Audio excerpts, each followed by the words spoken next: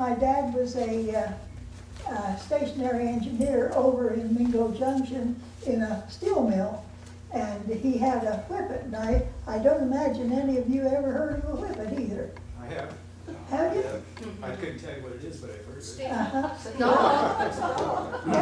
it. And he'd have, when he get home on weekends, not every weekend, he used the whippet.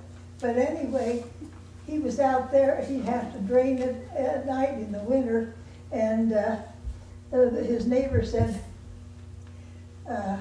drain the water out of it. And his neighbor said, wait, why don't you get a good car?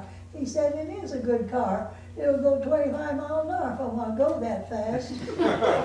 And so anyway, I was young then, and in our town of about 20,000, Lancaster, Ohio, we had trolley cars. Have you ever heard of those? Mm-hmm. And we had tracks on the main streets, and it cost you a nickel to go to clear across the town if you wanted to go, and we had 5 and 10 cent stores, and you don't hear of those anymore. Woolworths and Kresge's, 5 and 10 cent stores. Yeah. Well, anyway, so I went, and we had 5 grade schools and in Lancaster, but we only had 1 high school, and I graduated from high school, and at the baccalaureate I sang the solo, and then came my first big mistake. I married my... Oh, wait a minute, we want to know what kind of kid you were. Huh? What kind of kid were you? What kind of a kid? Yeah. I was a tomboy. That's all I'm going to tell you. Oh, I did forget What was one the thing. name of the song you sang at the baccalaureate? Oh, well, now I forget the title, but it was the hours, how precious the hours were that I spent in high school was the theme of it. And I forgot to tell you, when I was 12 years old, my grandfather Poling died, and he was the last Civil War veteran in Lancaster, Ohio. Now, Civil War goes back a long time, and he was a drummer boy. He went in at 14, age of 14, was a drummer boy because they didn't have vehicles then, and they marched down the roads by the beat of the drum, and they depended on the farmers to feed them. And Mom had his pewter plate and a knife, fork, and spoon that folded up that they would have to eat on. So that's been a long time ago. And so then I made the mistake of marrying my boyfriend in high school, and I found out Bill, my son, was around 5 years old, and found out he was a womanizer. Well, I got a divorce. Now, my mother-in-law, Mom Florence, was, she was wonderful.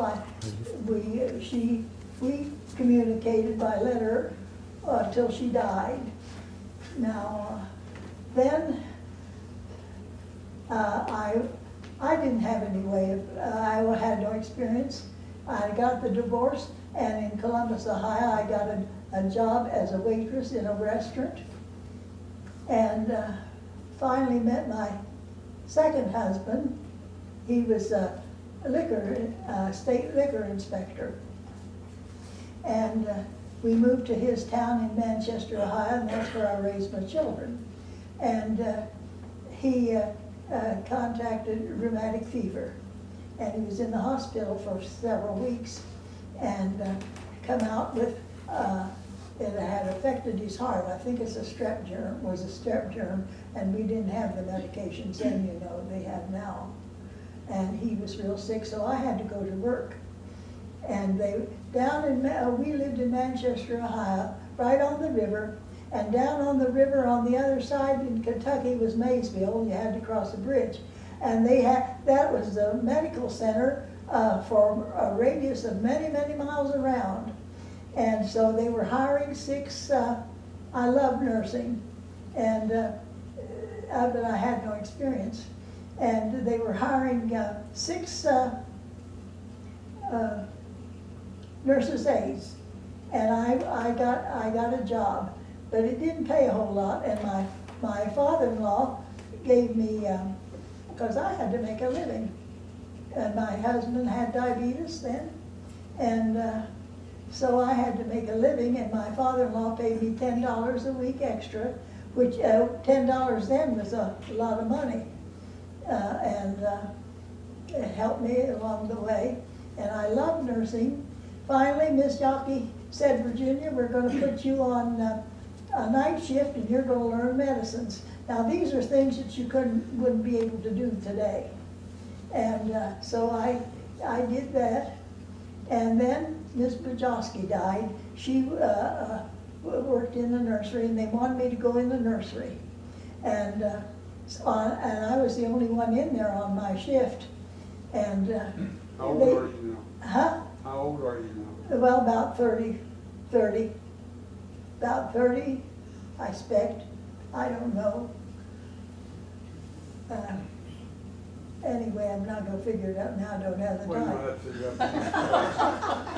out. Anyway, so I went into the nursery. Well, they didn't have the pill then, and when I was in charge on my shift, I was the only one in there. And I had to have many, many babies and to take care of. I had right before I left to go to Dr. Savage's to work, I had 28 babies, and 5 of them were preemies, and I had a gavage 2 of them, and use a breastfeeder because they don't have the sucking reflex. And I had to use a breastfeeder on the other 3. Well, so Dr. Savage, he said, Virginia, he said, would you come down and work in my office? Back then, we did 95% of the diagnostic work right in the office. And learn x-ray. And he said, he just bought a new x-ray machine. And do a limited amount of lab work. That sounded so big to me. And I said, oh, Dr. Savage, I can't do that. He says, oh, yes, you can. And he says, I'll teach you lab work. And I'll have the x-ray machine, x-ray company send a man down to spend a week and teach you x-ray, which they did. And I learned every x-ray that they did back then, upper and lower GIs and IV pilograms, which is you have to give IV medicine in the dye in the blood vessel, and then every 5 minutes take an x-ray, and let's see, and I did Car's gallbladder, and everything that we did back then. I can't think of all the bones and everything. And Dr. Savage was on the board of the American College of Surgeons, and he was in surgery all morning, and he would have me scheduled on the board, everything I had to have done before he got there, the x-ray and the lab work and complete urinalysis. I did those. And the lab work was limited. I did white and red blood cells, and sed rates and hemoglobins, and complete urinalysis. And you have to look through a microscope to do that, and to have a complete one. I learned all that. Tell us about the time where you Huh? tell us about the time you got the guy all naked and on the table and Oh, yeah, well, I'm gonna tell that. Oh, good. We did minor surgery in the office. When he came back from, when he came back from surgery in the morning, we had office hours. Now, he didn't specialize, I mean, he did all kinds of surgery, and he took care of OBs and those that had basal cell,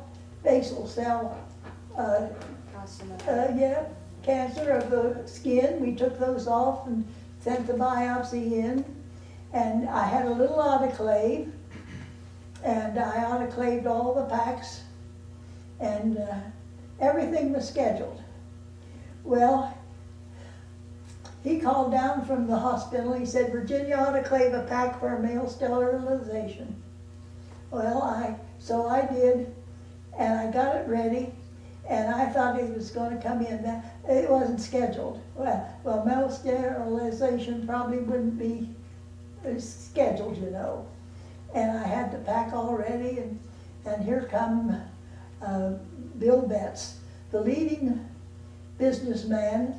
He had the only television station, there was no, or not television, radio station in Maysville, Kentucky. And you know the Clooneys, Rosemary Clooney? Mm-hmm. Well, they were all from there. And Nick Clooney, Rosemary's brother, was the master of ceremonies, whatever you call it, for the music, you know, the tapes. And but anyway, so I got this male sterilization thing ready, and here come Bill Betts in, and he didn't say what he was in for, and I thought, this is the male sterilization.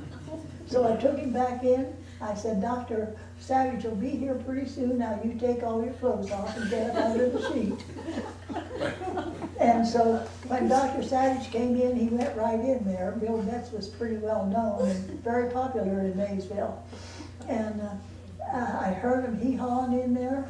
And Dr. Savage come out and he said, Virginia, what? Morgan, he called me. My name was Morgan. Oh, I didn't tell you about my second husband. He had rheumatic fever and ended up with heart trouble. Did I tell you that? Yeah. And diabetes. And that's why I had to go start making a living. And I didn't like store work, I did like nursing. So I heard him hee-hawing in there, and he says, Morgan, what did you think he was in here for? I said, is he the male sterilization? He says, no, he just came in to get a little growth taken off of his eyelid. and Bill Betts said, well, I wondered why she told me to take my clothes off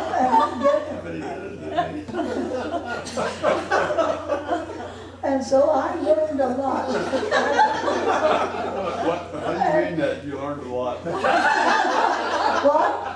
How do you mean that you learned a lot? Well, I mean, from the time of the nurse's aide, I learned a lot about medicine and nursing.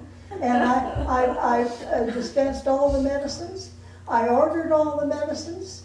And I'd write the charts as Dr. Savage wrote. I'd go with him to see in each room to see the patients. See, he had a regular clinic. People didn't go to the hospital like they do now. They didn't have as much, you know, we did most of the diagnostic work in the office. So how old are you now? You 35, 40? Let's see.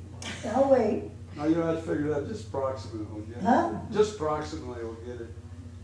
How come you want to know my age? It's just interesting to see how time progressed. Oh, and yeah. how you progressed in it. Well, I worked for him till he had a heart attack. Then I went to work for then I worked for Dr. Gendelman up in Manchester, and it was a lot easier. And so that's where I met my third husband, Wayne Eiler.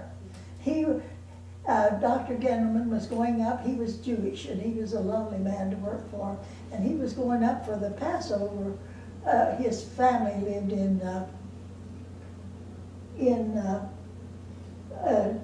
Cincinnati, and I want to say Tucson. And so he said, use your own judgment, Virginia. And so Wayne come in, he had been deer hunting, and he shot a deer, which was not nice to think about. And he had the deer run into the Ohio River, and he got a boat, went in after it and wrestled with it. And one of the antlers pierced his hand. Well, he had been in the Navy in World War II, so I knew he just needed a tetanus booster. I give him that. I washed that all out, and it didn't need sutures, it needed to drain. And I washed it all out and bandaged it up, and he got along just fine. And he lived at the Hotel Hester, and he had a son who was grown. And Wayne and I got to going together, and we got married, and then he got sick. You're hard on the men. I know. Sounds like it. Your doctors are dying, you got No. husbands dying, you got No, all Doc- these men. No, Dr. Savage didn't die, he was just off for a year. And I went, but I had to work, and Dr. Gettleman came out to the house and asked me if I'd work for him. And so he said, use your own judgment. I know I don't want, thank you, honey. And so I want something a little stronger than that, right? I can't help So how old was you when you married your third husband? Let's see now. He was 7 years older than me. And you're always asking how old I am. Not just approximately, I mean, we want to know, did you marry all three of them in 1 year, or No, was it spread out? well, I wasn't quite that fast. So we got to going together, and he smoked, and he got emphysema, and he got pretty bad, and his doctor said he will not live. Now I went in the nursing, the back door, and he said he will not live another winter in this climate, and he sent us to Arizona, and we went to Tombstone, and that's where things changed for us. He had the most wonderful surgery. He had boli emphysema. Bolis are big sacs on the lungs, and full of air. And it was pushing, they did tests. You know, they didn't have all kinds of tests, but they did have a MRI, I think. They took a test of his good lung, and it was good. His heart was good, and his surgery was experimental. And the specialist said, now, we had good doctors in Tucson. He went to the Veterans Hospital because he's in World War II, in the Navy. And so this doctor said, now, Virginia, it's important you be up here every day to support him. He was in the recovery room for 18 days. And I sat outside and I prayed for his recovery, and I would be a better person. I would turn to the Lord, and I meant business too. If he would heal Wayne and get him out. He did. Wayne lived 17 more years, and he did fishing and hunting and everything in season. And if you seek, the Lord says, seek and ye shall find. So I was meant to be a better person and get close to the Lord, and I really meant it. So when he got out, we went to the Baptist church, and I tell you, between Sunday Sunday school and Sunday church, the men would all get out in the front of the Baptist church and smoke, you know. Then they'd all go over to the restaurant and eat and drink. And I thought, there's more to it than this. And that's when he sent me Sophie Villerin. Now, some of you older people know, so remember Sophie Villerin? Yes. Uh-huh. She came and was in Gathering and we got acquainted. She came from the east, and she and her husband, and they moved to Tombstone. So we got to talking, and she sent me. She said, "Well, I'll get you lessons."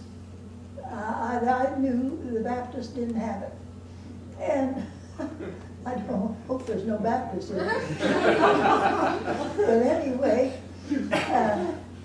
so she got me lessons from old H.M.S. Richards, and I studied them, and I thought I knew it all when I got through with that series of lessons, because the old H.M.S. Richards sent me another set of lessons, and it was all the old prophets in the Old Testament.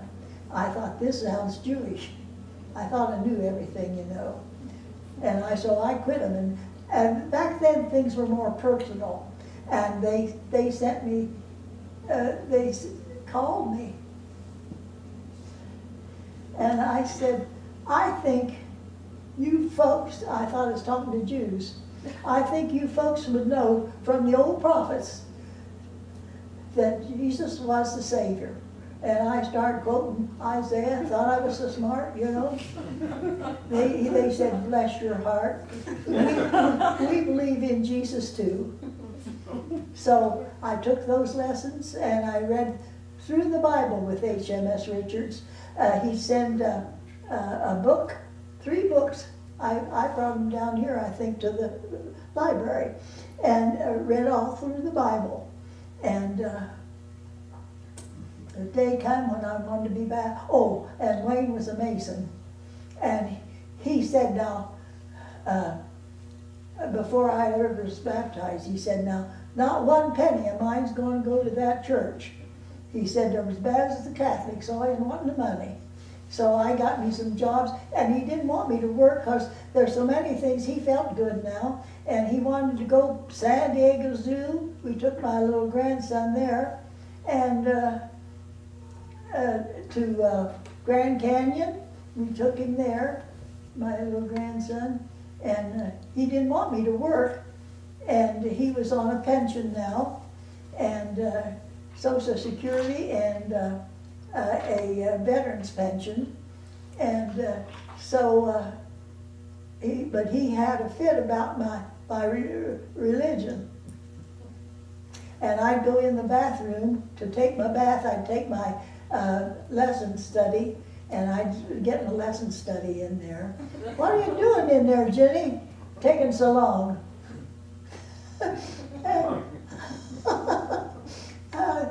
So Sophie gave me steps. So what'd you tell him? Well, I don't know. I forget. But anyway, I didn't cross him in any way. If he wanted bacon and eggs for breakfast, I cook it for him. Never say a word. But he saw I wasn't eating that anymore. And so I did eat meat though at that time. So finally I told Sophie, I started going to church with Sophie. And he waited fuss. Is anybody else paying any gas for you to go down there? And just made my life, he just made my life miserable.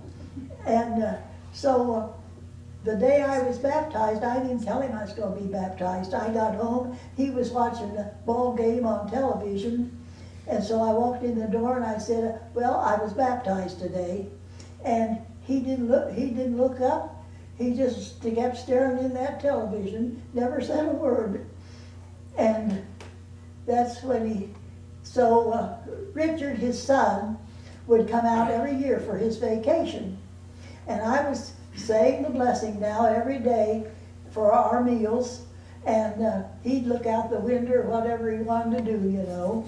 And so Richard was there, come out for his vacation, and I said the blessing, and when I he must have been reading some of the books I'd been laying around, you know. And so I said, Richard, your father makes fun of my religion. And Wayne says, Jenny, I don't make fun of your religion. I'm proud of it. And so I had to cry. And I knew he was softening up. And so I told him what Ellen G. White, there's 3 selected small books are called Selected Messages. And one was about Masons and how what they were supposed to stay away from it. How she told one man that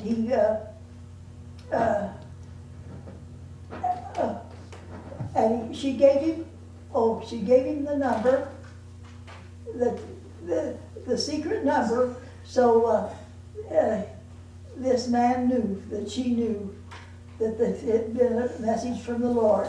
And so that was in Selected Messages, so I knew I could give that to Wayne now. He had his lamb skin in there, and that he wanted to put on his burial. And let's see, so I kept going to church, didn't let her. After I was baptized, I went to church every week, and Donna went with us, and she belonged to the Episcopal church there in Tombstone, and so Christine Pulsifer, do any of you remember her? Yes. That was in the old church, Presbyterian church. It burned down. This podium back here is the only thing we saved out of it. Up there, that podium came from Mexico, because the old Presbyterian church was the first Protestant church in Benson, and most of the things, the pews and everything, came from Mexico, and that's all we saved. And Wayne took all the varnish off of it, and Mary Rogers, some of you remember her, she refinished it. And when Wayne brought it back, he had a truck and we had a car both, not new ones, but anyway. So I knew Wayne was softening up, and I read to him about what Ellen White said about Masons, and you know he never wanted to have anything to do with it again. And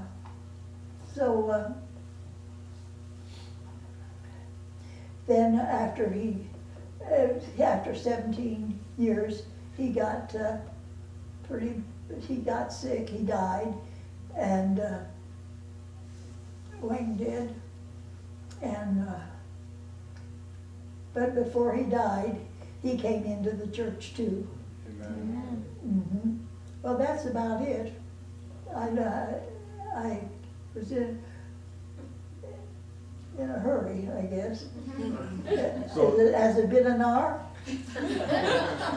They said it would be an hour. So did you just skimmed right over this girl, or?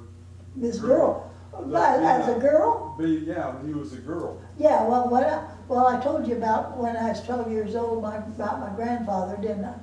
Being a Civil War veteran. Well, from the time I was 12 years old, I made money. I babysitted, and in the summer, we swam.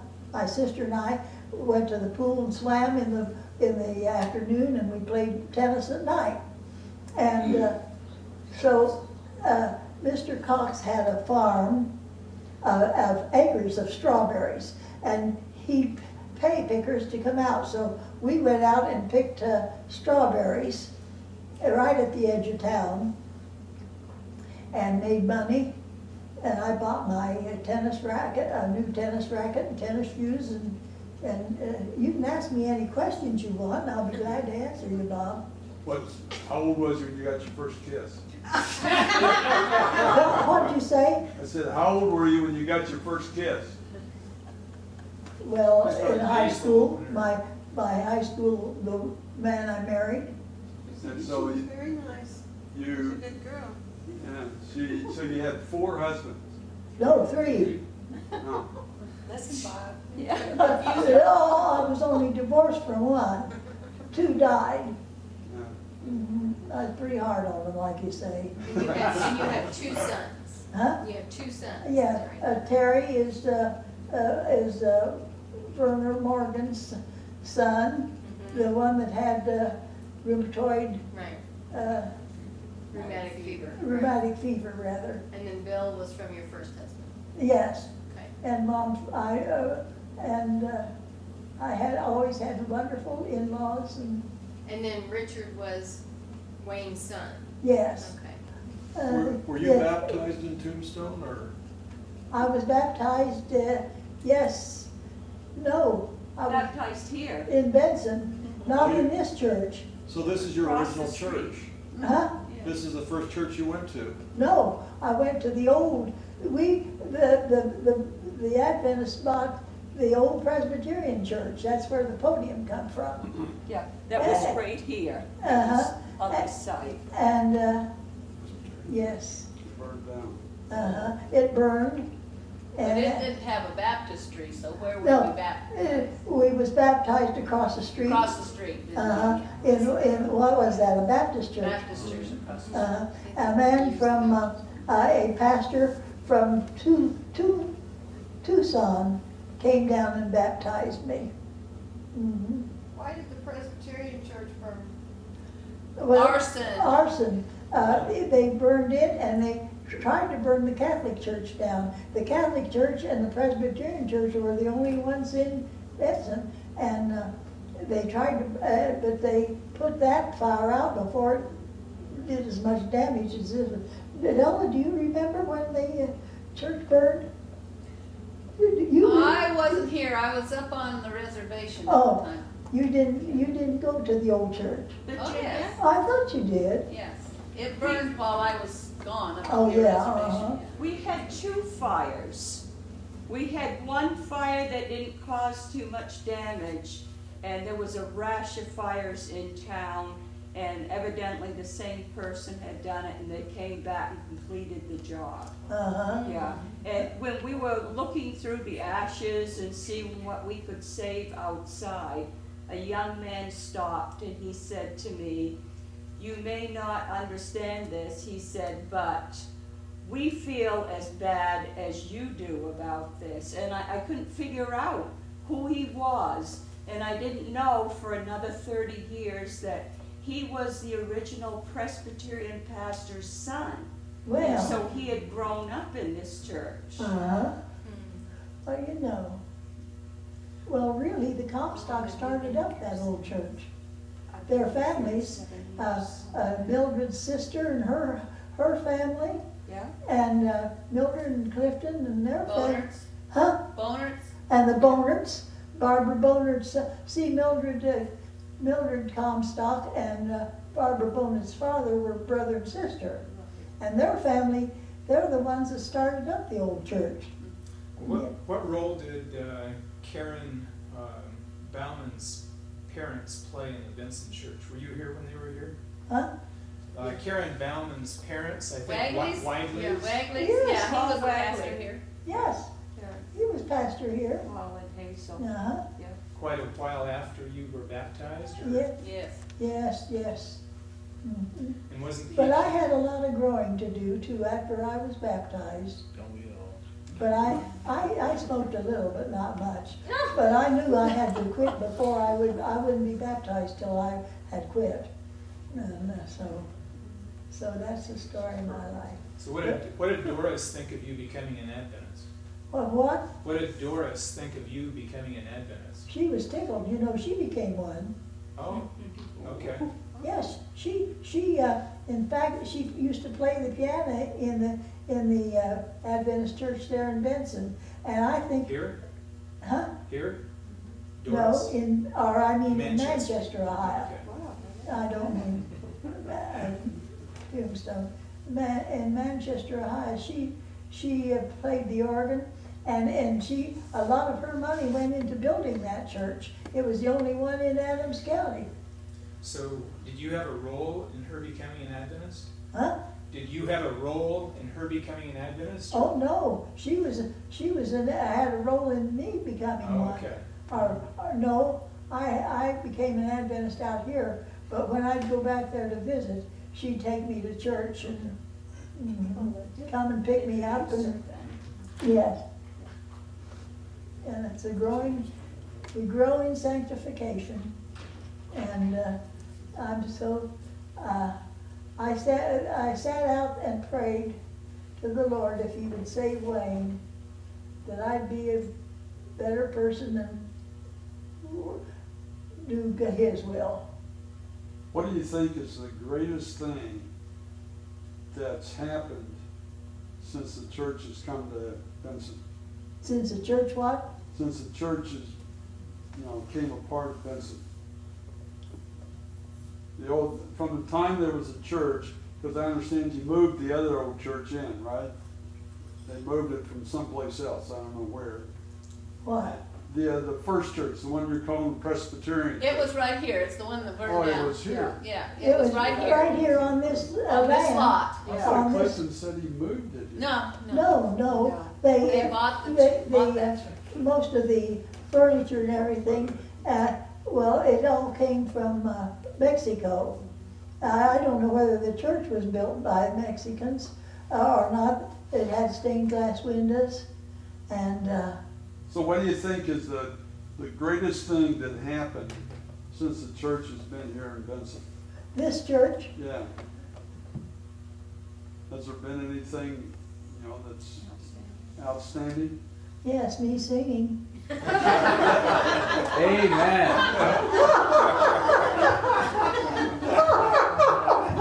I don't know. You asked for that Oh, one, Bob. I'll tell you, I remember when Sandy and Art came here. Is that And, the greatest thing? yes, and bless their hearts, they started up a business in Benson. And then Art got a big job. He's a smart boy. And he, with, what was it? What company? He became a project manager for Halliburton. Yeah. Yeah. Mhm. And he's a smart boy. And, yeah. And that was important. They came from California, and they happened to move in to a neighborhood that was all Seventh-day Adventist, didn't you, Sandy? They got us. So who was complicit to this? All of my neighbors. Do we know them? No, they came out for a baptism though. All of them. Yeah, they were all here for the baptism. Yeah. Didn't you say though that Clifton gave you guys study? Yes, we had studies back there off and on for, I would say, 6 years, but Milton during and the, Clifton. yeah, and then when we came out here, Clifton finished the studies and we were baptized Uh-huh, here. yeah. And so all of our neighbors came out for our baptism. Oh, that's cool. And how long have you known Della then? Who, me? Yeah, you and Della. Well, let's see, I've known her since I moved to Dragoon. Since Before that, before that, I've known her since I joined the church. And you were here. I remember You were when here little Mayella was born. I remember when Artie, Marty, and Ellard were little boys, and Della, didn't you? Millie Ross played the piano. Did you Yeah. play the piano too? Oh, yes, I did. Down at the old church. Yeah. Mhm.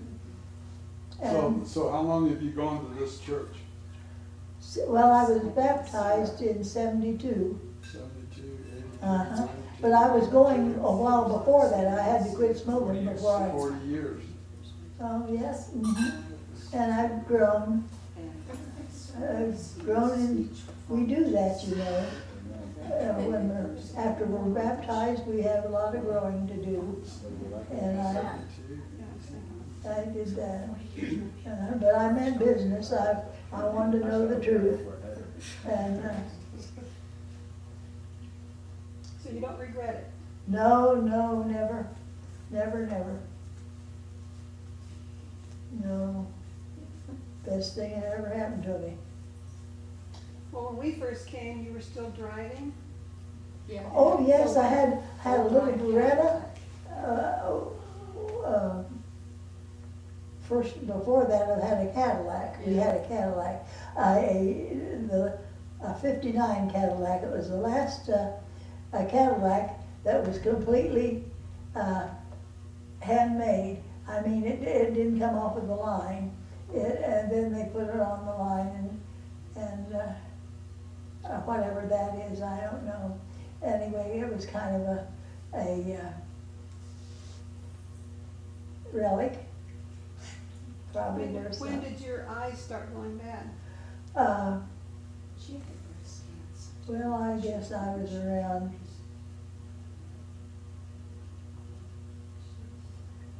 maybe in my 60s. No, they weren't, no, they weren't bad in my 60s. Wayne died when I was 64. It was after that sometime. It's hard for me to remember dates. Well, Virginia, it had to be after 75 or thereabouts because Mayella was born then, and that's when you said her eyes were just like little coals. Oh, yes, and her hands were so beautiful. Mayella's hands were so tapered and beautiful. She was a sweet, oh yes, her eyes. Mm-hmm. We came in 94 and she was still driving, so. Huh? Well, that's what I'm saying, but she was still able to see good in 75. Uh-huh. Oh, yeah, I drove a long time. Yeah, they took turns, she and Sophie and her, and they had cars. I had a car full, and Donna, she came from the Episcopal church, and they sprinkle them, you know. She says, well, the first time she rode down with us, she said, well, I know I don't have to be baptized. I've already been baptized. Nobody said a word. We just kept looking down the road and thought, just you wait, old girl. So, Virginia, did you have a part to play in Donna becoming an Adventist? Yes. Tell us about that. Well, I took her to the, we was having, at the old church, we went to the schoolhouse. They didn't want to have the Daniel Revelation seminar, or, study, at the church at first. Then they moved down to the church and had the rest of it. And I took her to the Revelation seminar twice a week, and she worked with Christine, and Christine's son had a grocery store in Tombstone, and I know Christine had a part to play in it too. Yes.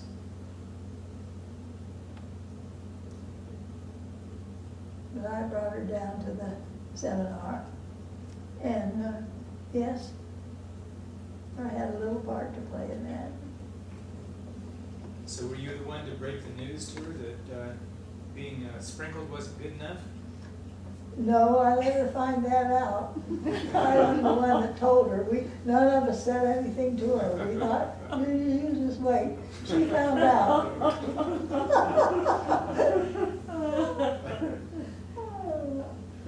So, that's about it. Well, we're glad you're here. Amen. Well, I'm glad to be here, and I love every member of the church. And thank you for sharing your story. Yes. We love you too. Had an interesting life, Virginia. Well, yes, too interesting in spots. Did you Probably leave had those a out? personality, What? that's why. Did you leave those out? I left a few things out. here, we could have heard it. Should we leave now? And you've made everybody who's come after you feel welcome. I don't think anybody has come to this church and not been welcomed by you, Virginia. That's right. Yeah. Well, I love everybody that comes. I guess I just love everybody. I don't have any. Virginia, you poked fun at me for taking notes. One of the notes I took was that apparently when you were an Episcopalian, you ran across the Desire of Ages. Do you remember that? No. No? I wasn't an Episcopalian. I wasn't anything till I joined this church. Or it might have been a friend. Oh, okay. Oh, okay, maybe this was Doris. Maybe Doris was an Episcopalian, huh? Doris, I don't know. Shall we tell them how I got you to lose your voice? Yeah. Go ahead and tell. Well, first of all, I used to, he'd be teaching the lesson. And he said, what did you say, Bob? He said, tell I forgot. No excuses. Anyway, something was said about, I couldn't get a word in edgewise, Oh, something yeah. like that. Yes, and so the next week, Bill took me over to Sierra Vista, and the air conditioner was on me. So I come back and I lost my voice, and I said, "Oh, Bob, I hope you're satisfied. I can't get any more." So I had a couple of weeks of just quiet. Just really, And I gotta tell you this, when she got sick, got pneumonia or had a surgery, something, she was in the hospital and her licking lights got off and she was down. And she was giving up. She was gonna go to the nursing home, she was gonna get away, sell her house. And Bob said, "Okay, Virginia, I'll come out and sing to you every week." And she said, "I had to get well." I knew I had to get well then. Oh, so, Well, yeah. Virginia has chased my husband the entire time he's been in the And- church. and- Yes. And Sandy's been waiting on me to die, and she says, I swear she's gonna outlive me and she'll get him after all.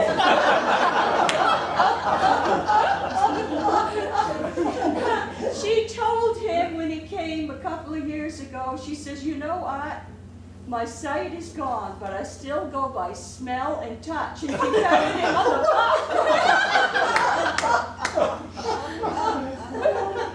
She proposed to Chef Mark Anthony too. Oh, yeah. Well, yes, I was the only one that he came to church. Nobody knew him but me. And I had seen him and heard his testimony and saw his baptism on 3ABN, Gene. Yeah. And I was the only one that knew him at church here. And loved him at first sight. Yeah, he was a doll. Still is. Yes, he is. So then, any more questions? That's it.